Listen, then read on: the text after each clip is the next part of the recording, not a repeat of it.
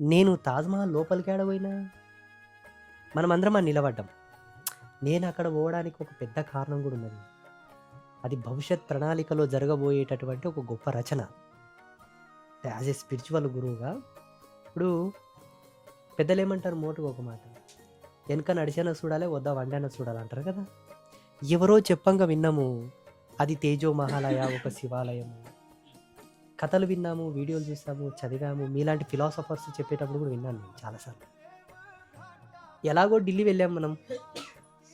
మథుర, బృందావనం అంతా పరిసర ప్రాంతాలే గదా!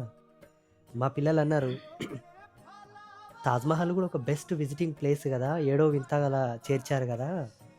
భారతదేశంలో ఒక ఏడవ వింతగా దాన్ని చేర్చారు.